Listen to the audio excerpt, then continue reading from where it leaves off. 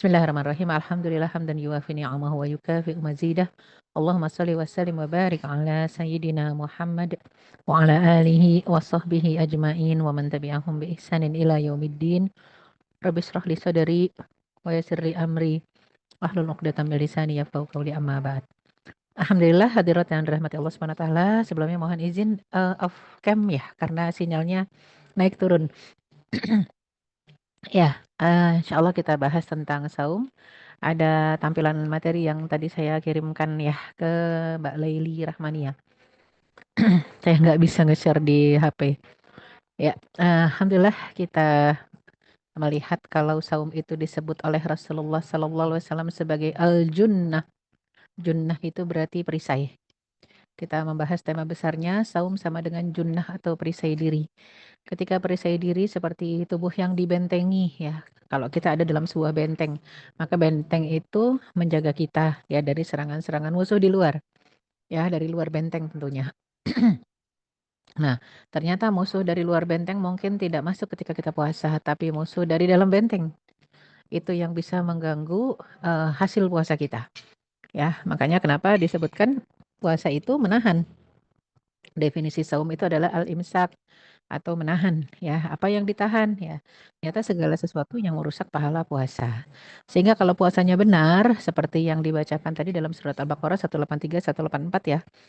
La'allakum tattaqun. Puasa yang benar itu harapannya bisa melahirkan pribadi takwa. Kalau puasanya benar, benar maksudnya apa? Terhindar dari musuh yang menyerang dari luar dan terhindar juga dari godaan musuh yang dari dalam. Hawa nafsu, syahwat, ya emosi. Oleh karena itu banyak orang yang puasa nggak dapat apa-apa dari puasanya selain lapar dan haus saja.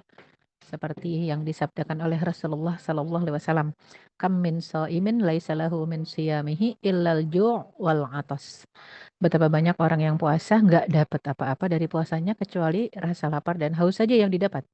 Artinya pribadi takwanya tidak terbentuk, ampunan Allahnya tidak didapat ya. Jadi lantas untuk apa dia puasa gitu kan ya. Yang seharusnya puasa itu membentuk pribadi takwa dan akhlak yang mulia. Karena kalau kita bicara ketakwaan itu mengerjakan semua perintah Allah dan menjauhi semua larangannya. Otomatis berarti hablum minallahnya bagus dan hablum minanasnya juga bagus. Oleh karena itu, puasa yang seharusnya menghasilkan ketakwaan bagi yang menjalankannya sepenuh hati. Ya, jadi buahnya puasa itu adalah takwa. Dan saum seharusnya menghasilkan ketakwaan. Kalau puasanya tidak menghasilkan ketakwaan berarti puasanya gagal gitu ya. Dan takwa adalah totalitas dalam ketaatan di jalan Allah dan totalitas juga ya meninggalkan larangannya. Ketika totalitas dalam ketakwaan di jalan Allah, ya ketaatan di jalan Allah berarti totalitas dalam mengerjakan perintah dan totalitas dalam meninggalkan larangan. Dan seorang mukmin diminta untuk menjaga sebenar-benar takwa. Ya ayyuhalladzina amanu taqullaha haqqa tuqatih. Wahai orang yang beriman, bertakwalah kepada Allah dengan sebenar-benar takwa ya. Wala tamutunna illa wa antum muslimun dan janganlah mati kecuali dalam kondisi muslim. Berserah diri, total, pasrah, ridho, nurut diatur oleh syariat Allah Subhanahu wa taala. Jadi puasa itu buahnya takwa, takwa itu buahnya akhlak. Akhlak kepada Allah, akhlak kepada manusia ya. Makanya orang yang tidak bertakwa otomatis gak berakhlak gitu ya. Tidak berakhlak kepada Allah dan tidak berakhlak kepada manusia. Ya, itu yang sehingga penting buat kita ketika kita mengatakan puasa atau babnya kita bab saum ya. Saum, siam, puasa itu sama, itu bab menahan, bab imsak. Sedangkan kalau dalam pengertian bahasa Indonesia imsak itu 10 menit sebelum azan gitu ya. Padahal imsak itu adalah menahan ya. Puasa itu esensinya imsak, puasa itu esensinya menahan, bukan hanya menahan lapar dan haus semata. Makanya dia disebutkan oleh Rasulullah SAW asyamu junnah. Puasa itu perisai. Perisai yang bisa menahan kita dari musuh dari luar, eksternal, dan musuh dari internal, dari dalam, gitu ya. Ketika memang tubuh, hati kita, hati dan diri ya, hati dan jasad tidak tertahan dari musuh luar dalam, eksternal, internal, maka puasanya sia-sia ya. Jadi takwa itu berbuah akhlak. Ikhlas dalam bertakwa itu yang diharapkan ya. Kalau memang akhirnya kita bertakwa taat kepada Allah, tapi harus ikhlas juga. Kalau nggak ikhlas ya nggak diterima juga ya. Jadi buahnya adalah akhlak. Akhlak apa? Akhlak lisan, akhlak berpenampilan, berpakaian, berhias, akhlak interaksi, akhlak etos kerja gitu ya. Akhlak dan adab kepada orang tua, kepada anak muda, kepada anak kecil gitu ya. Jadi menjaga akhlak dalam ibadah menyembah Allah Subhanahu wa taala. Akhlak kepada Allah, mentauhidkan Allah, tidak mempersekutukan Allah dengan apapun juga. Akhlak kepada sesama muslim, santun, jujur, lapang dada, meringankan beban orang lain, menunaikan hak dan kewajiban ya. Dan kalau kita lihat perkataan Imam Ibnu Jauzi menyebutkan puasa merupakan wasilah yang paling cepat untuk menjadi orang yang bertakwa. Nah, jadi wasilah tercepat kalau memang puasanya benar ya. Artinya kalau puasanya cuma sekedar nggak makan nggak minum itu namanya diet. Ya. Kalau cuma diet doang itu belum tentu melahirkan pribadi takwa karena kan yang ditahan cuma makan minum. Dan kalau cuma lapar doang harus berlapar-lapar tirakat. Takwa itu bukan begitu ya. Artinya kita bukan dengan lapar jadi takwa, tidak. Betapa banyak orang fakir, orang miskin nggak makan, ya nggak takwa, nyuri juga gitu ya. Artinya jadi bukan lapar yang membentuk pribadi takwa, tapi saumnya sendiri, imsaknya sendiri, menahannya sendiri. Junnah tadi yang disebutkan oleh Rasulullah SAW itu yang membentuk pribadi takwa. Jadi bukan laparnya yang bikin takwa, jadi juga bukan nggak makan nggak minumnya yang bikin takwa, bukan itu. Ya, ternyata yang bikin takwa itu kalau kita bisa menahan dalam kondisi saum, fala yarfus wala yaskhab wala yajhal, nggak boleh berkata keji, berkata kotor, teriak-teriak, nggak boleh musuhan. Ah, itu pribadi itu yang membentuk pribadi takwa. Dan orang biasanya karena kalau mengerti esensi puasa, dia akan menjaga itu. Dia akan menjaga dirinya untuk tidak berkata keji, berkata kotor, berteriak-teriak, menjaga dirinya untuk tidak ngomel-ngomel, berantem, bertengkar, diem-dieman, yajhal, wala yajhal. Artinya kalau dia bisa menjaga semuanya, insya Allah dia akan menjadi pribadi yang bertakwa. Kalau sudah bertakwa, harusnya ada buahnya. Buahnya adalah husnul khuluq, baiknya akhlak gitu ya. Hal itu karena orang yang berpuasa dilarang melakukan kemaksiatan. Yang apabila melakukannya akan merusak pahala puasanya. Udah lapar, haus, lemes, nggak dapat pahala buat apa? Ya, udah lapar, haus, lemes, nggak dapat pahala. Seperti contoh dari dua orang muslimah di masa Rasulullah Sallallahu Alaihi Wasallam. Berarti kan sahabiat ya. Selesai pekerjaan rumahnya tuntas. Biasa perempuan suka ngabuburit depan rumah gitu ya. Ngajak tetangganya, ngajak tetangga duduk depan rumah. Semua orang yang lewat depan rumah diomongin, digosipin gitu ya. Sampai akhirnya baru duduk berapa menit aja mereka udah lemes. Ketika lemes, haus luar biasa dahaga ya sampai nyaris binasa, nggak tahan hausnya. Akhirnya salah seorangnya meminta tetangganya yang lain untuk pergi ke Rasulullah untuk minta izin. Boleh nggak membatalkan puasanya? Tetapi Rasulullah SAW ya bukannya memberikan izin malah mengutus ember. Ya orang tadi dengan membawa ember. Mengutus seseorang untuk membawa ember. Ya diperintahkan kepada dua orang muslimah tadi untuk muntah dalam ember tadi. Ya ketika dimuntahkan ternyata isinya darah, ya busuk dan daging bangkai gitu ya. Darah dan daging bangkai. Kenapa seperti itu? Dua-duanya muntah sepenuh ember. Ya, ternyata kata Rasulullah SAW dua muslimah ini tengah berpuasa.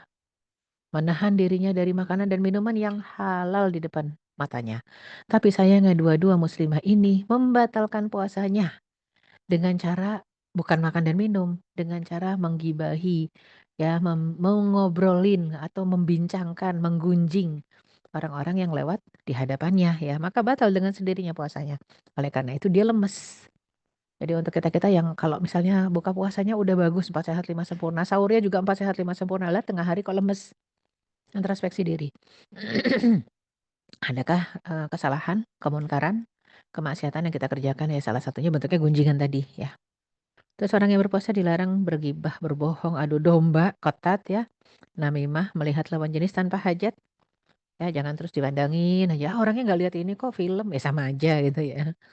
Berkata kotor, menghina orang lain. Ya, ini menjadi argumentasi Imam Ibnu Jauzi bahwasanya orang puasa itu akan membawa kepada ketakwaan kepada Allah Subhanahu wa taala kalau rambu-rambunya tadi dijaga semua. Dan pendapat ulama lainnya tentang la'allakum tattaqun itu adalah supaya kalian tidak menjalankan perbuatan buruk yang dilarang Allah dalam kondisi puasa.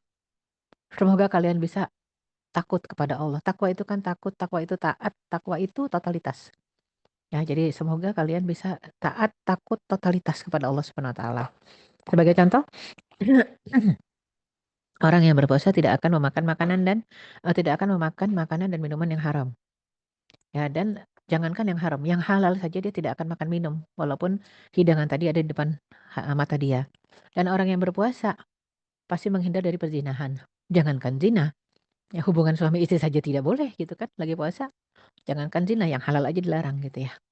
Selain itu orang yang berpuasa selayaknya ingat pada saudaranya yang tengah kelaparan. Jadi kepekaan, ya sensitivitas, kepedulian itu biasanya lebih tajam, lebih terasa ketika puasa ya. Nggak cuma simpati yang akan bangkit tapi juga empati. Dan orang yang puasa seharusnya ya memiliki empati terhadap orang lain lebih ketika dia puasa. Selain itu menurut Al-Mawardi puasa juga akan memecah nafsu dan melemahkan syahwat.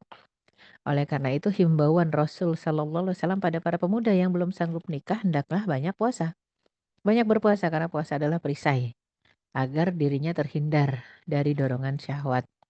Ya, jadi para pemuda-pemudi yang memang sudah sangat ingin nikah tapi ternyata Allah belum lapangkan jalannya. Allah belum pilihkan jodohnya.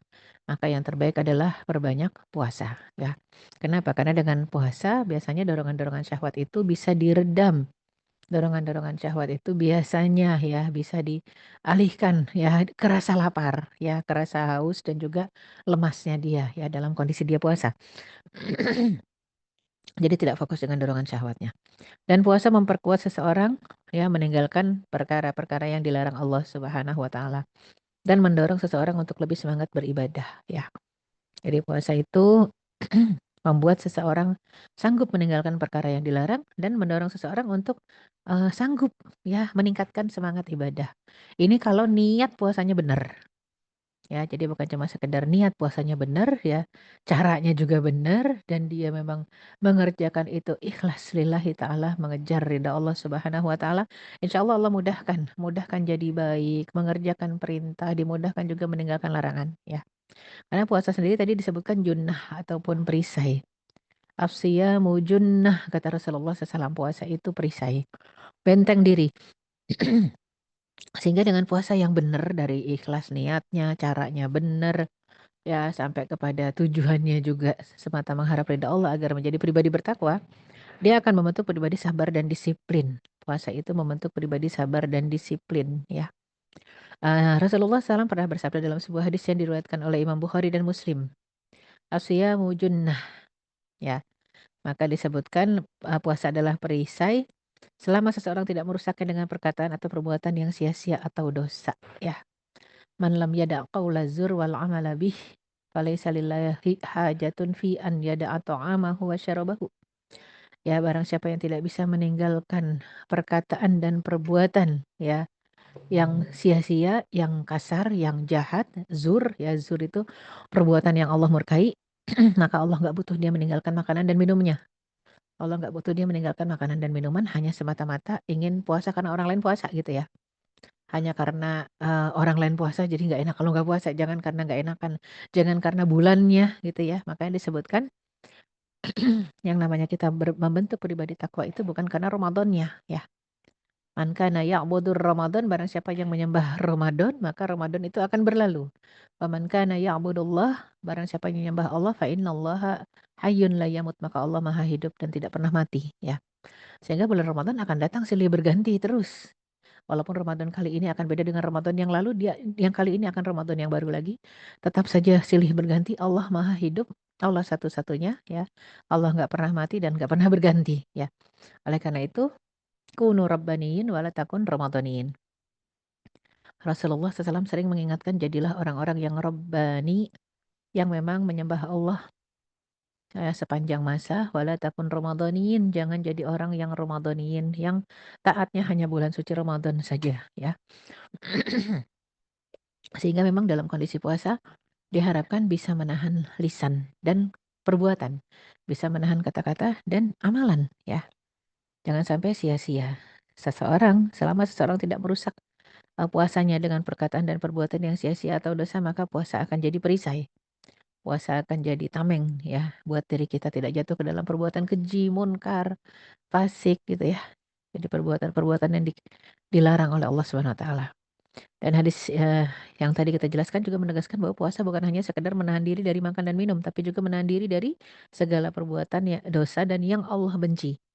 Seperti berbicara kasar, bergunjing, berbuat sesuatu yang sia-sia. Dengan demikian puasa mengajarkan kita untuk menjaga kesabaran dan kedisiplinan dalam hidup kita, serta menjaga lisan dan perbuatan agar tetap berada dalam batasan yang telah ditentukan Allah Subhanahu wa taala. Jadi ada koridornya, ada batasannya, yang boleh ini, yang nggak boleh itu, gitu ya. Jadi artinya apa? Yang dibolehkan tentunya yang sudah dijelaskan oleh Rasulullah Sallallahu Alaihi Wasallam. Yang dibolehkan pastilah yang tidak pernah dilarang oleh Allah Subhanahu Wa Taala. Yang tidak dibolehkan jelas yang merusak pahala puasa, gitu ya. Puasa membentuk pribadi takwa dan puasa mengasah kepekaan sosial, empati terhadap sesama. Jadi jangan sampai puasa tapi nggak empati ya kepada sesama. Nah, jadi puasa tapi tidak ada keinginan untuk rajin sedekah misalnya ya. Padahal Rasulullah Sallallahu Alaihi Wasallam kalau udah sampai ke bulan suci Ramadan, itu kana ajwadan nas, wa kana ajwada ma yakunu fi Ramadan. Rasulullah SAW begitu masuk Ramadan lebih dahsyat lagi dermawannya dibanding biasanya. Kalau biasanya saja sudah dapat julukan dermawan, ibarat kata biasanya saja sudah nggak bisa direm. Tapi begitu masuk Ramadan itu luar biasa dahsyatnya. Memberi tanpa tanpa tertahan, tanpa bisa ditahan ya. Jadi puasa juga membentuk kepasrahan kepada Allah Subhanahu wa taala dan totalitas dalam berdoa. Idza sa'alaka 'ibadi 'anni fa inni qarib. Wahai Muhammad, seandainya hamba-hambaku bertanya kepadamu tentang aku, maka jawab ya. Ya sesungguhnya aku ini dekat gitu ya. Jadi memang puasa itu sendiri memberikan rasa kedekatan kepada Allah Subhanahu wa taala. Makanya ayat tentang doa ini Al-Baqarah 186 disandingkan dengan ayat-ayat puasa ya.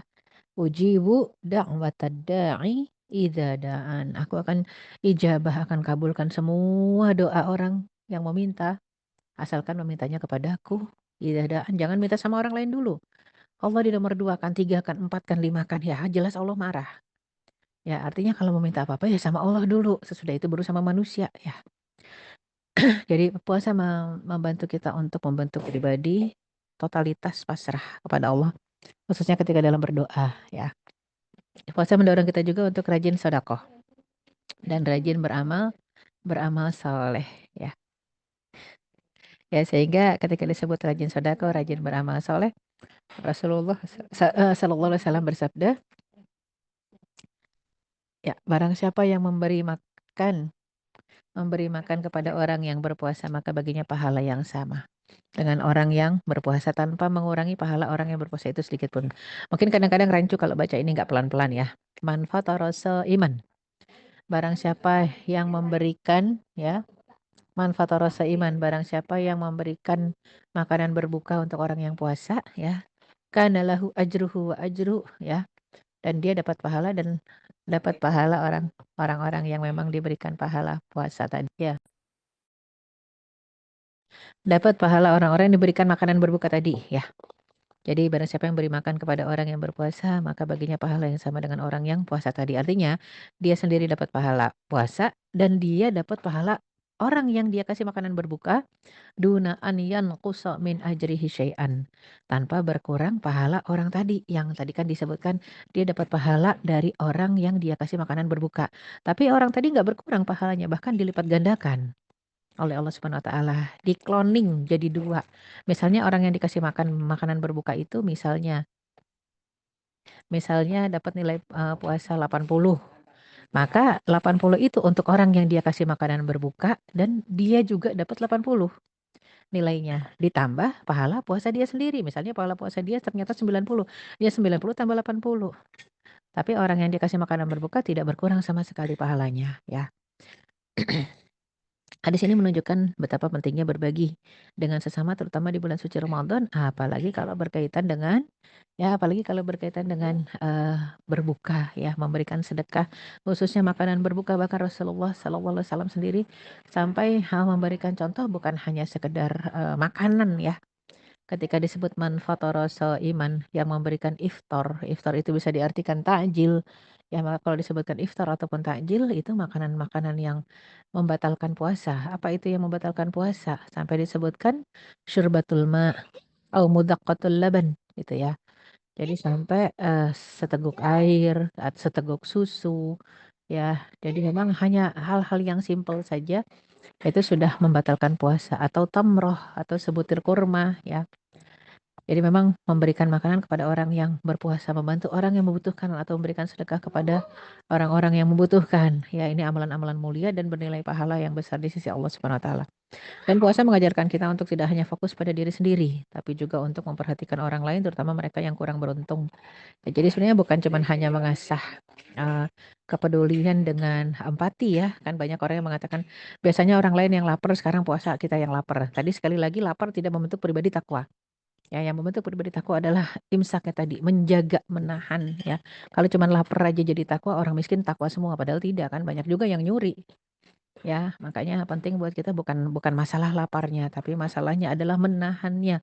Sanggup nggak kita menahan hawa nafsu kita, ya. Puasa bukan hanya sekedar menahan lapar dan dahaga, tapi merupakan sarana untuk memperbaiki akhlak, meningkatkan ketakwaan, mendekatkan diri kepada Allah Subhanahu wa taala, apalagi da'watus shaim la turad. Doa orang yang puasa tidak tertolak. Doa orang yang puasa tidak tertolak ya. Dalam artian doa kita aja yang nggak puasa ya, Allah janji dikasih 3 pengkabulannya. Entah saat itu ketika doa dikasih atau ditunda ke hari lain ya, ditunda waktunya aja atau dikabulkan tapi diganti. Diganti dengan bentuk yang lain ya. Atau juga misalnya kalau tidak tadi ditunda ke hari lain, boleh jadi hari lainnya di dunia, boleh jadi di akhirat. Yang jelas pengkabulan doa kalau sudah di akhirat itu udah pasti lebih baik dari apa yang kita minta ya. Kemudian melalui puasa kita diajarkan untuk menjadi pribadi yang lebih sabar, lebih disiplin, lebih peduli terhadap sesama serta lebih taat kepada Allah Subhanahu wa taala. Puasa membentuk itqan fil amal, profesionalitas dalam beramal, dalam bekerja. Kan kita kalau dikit-dikit dengar kata profesional, yang kegambar apa? Duit gitu ya. Kita nggak bicara profesional, itu adalah itqan. Itqan itu menyelesaikan sesuai ya perintah Allah. Jadi bukan cuman menyelesaikan sesuai perintah manusia. Kalau perintah manusia bertabrakan dengan Allah, mohon maaf tinggalkan perintah manusia gitu ya. Tapi kalau nggak bertabrakan boleh dikerjakan. Boleh ketika tidak bertabrakan. Makanya penting untuk melihat dari sisi syariatnya. Perintahnya apa? Jadi puasa itu melatih profesionalitas kerja kita, amal kita. Ya apalagi dalam kondisi puasa pasti kita lebih menjaga dan meningkatkan sikap ihsan.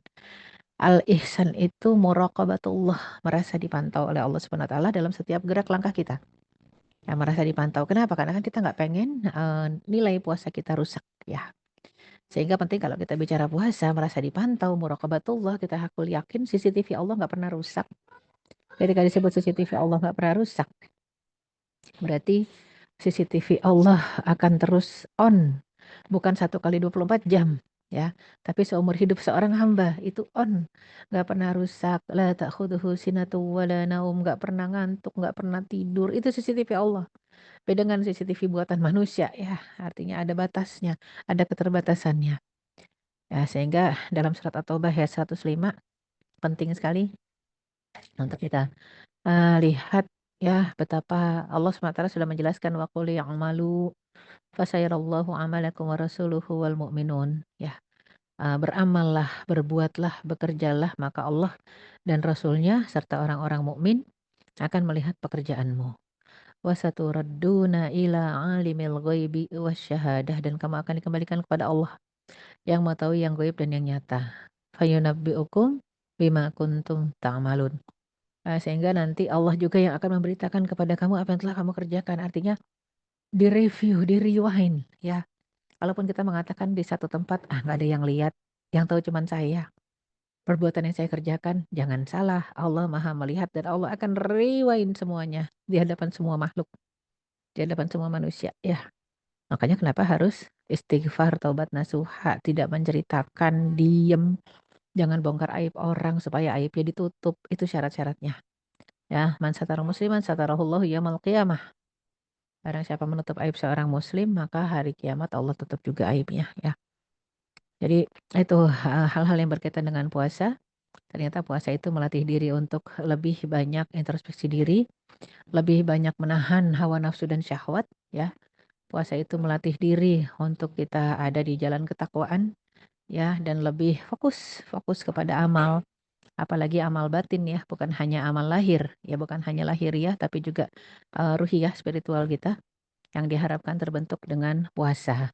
Makanya wajar ketika Rasul mengatakan junnah. Dan Rasulullah SAW sering menggambarkan yang namanya Islam itu sebagai sebuah bangunan. Ya, Buniyal Islamu ala khamsin. Islam kalau itu bangunan itu dibangun berdasarkan 5 fondasi. Ya, yang pertama jelas syahadatu alla ilaha illallah wa anna Muhammadar Rasulullah. Fondasi yang paling utama harus kokoh itu adalah fondasi kalimat tauhid la ilaha illallah Muhammadur Rasulullah. Yang memang kita sebagai seorang muslim ngulang-ulang itu setiap sholat. Ada tahiyat. Tahiyat kan isinya syahadah.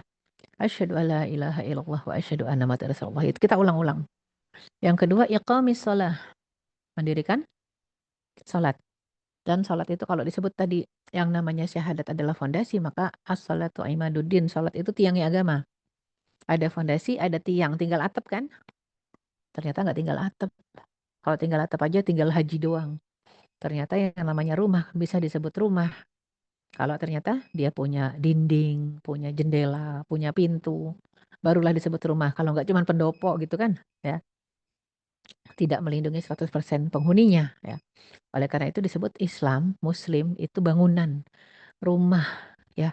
Ketika disebut sudah ada sholat, maka ada puasa, dinding, tembok, perisai, ya. Kemudian juga ada sedekah, ada zakat fitrah. Zakat itu sendiri seperti jendela dengan pintu.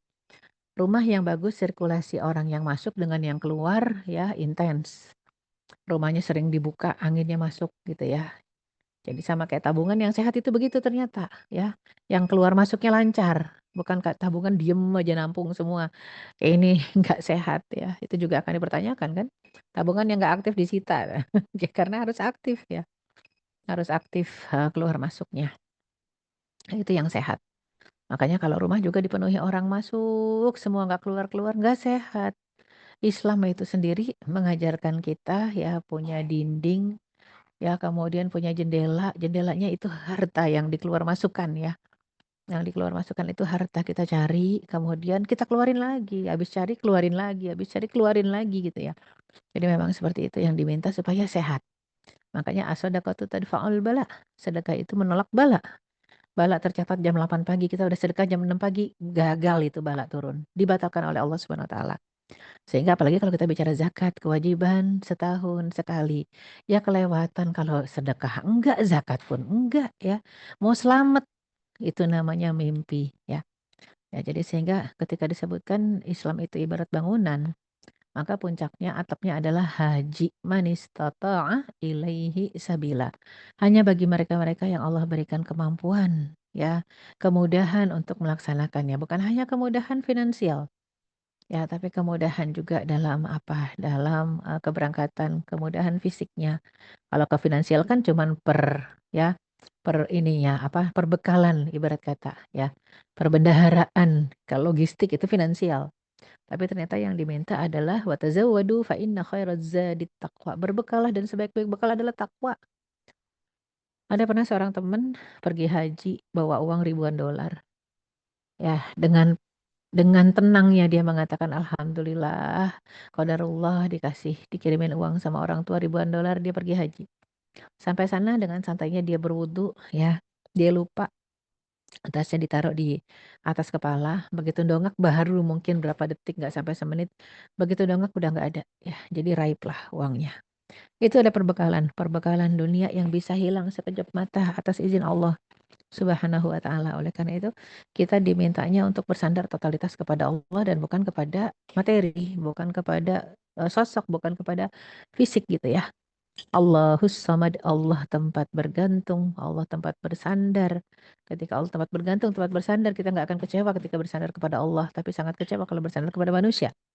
Ya, maka jadikanlah satu-satunya sandaran kita, tempat bergantung kita hanya Allah Subhanahu wa taala. Maka belajar dari puasa yang merupakan tameng, perisai, ya seharusnya itu sudah menjadi satu keseluruhan, kesatuan. Ya, karena puasa itu sendiri bagian dari rukun Islam. Ada syahadat, ada sholat, ada puasa. Ya, Nah, sesudahnya mungkin kita akan bahas zakat. Tapi ini puasa aja belum selesai nih pembahasan puasa ya. Ya, sehingga mungkin kalau Allah izinkan ada umur pertemuan berikutnya masih pembahasan tentang bab puasa ya. Wallahu a'lam bishawab. Aku qouli hadza wa astaghfirullah li wa lakum. Wassalamualaikum warahmatullahi wabarakatuh.